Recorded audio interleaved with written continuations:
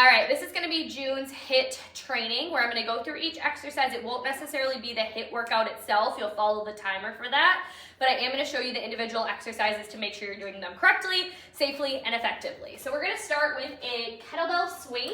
So taking that kettlebell in front of you, we're gonna pull it back, tapping your booty, creating that swing with the hips, like so.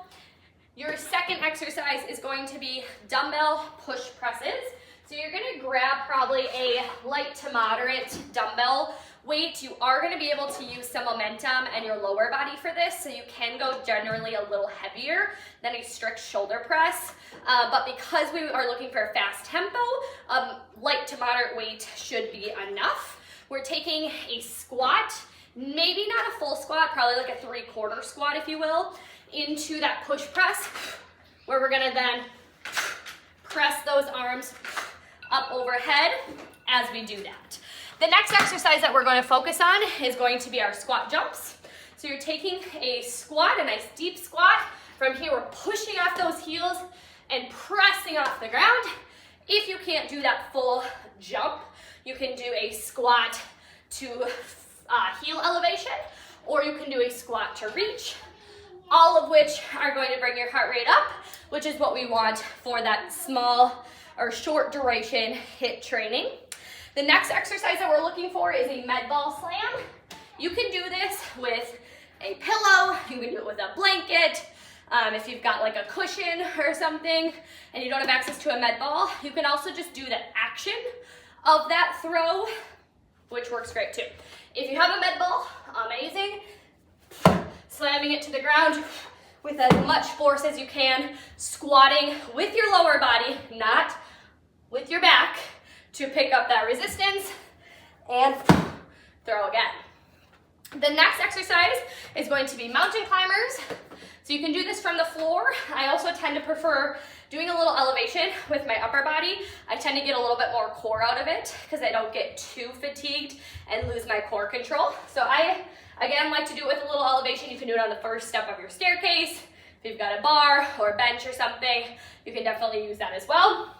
We're gonna alternatively bring knee to chest, using that core, and then building upon your speed to go faster and faster.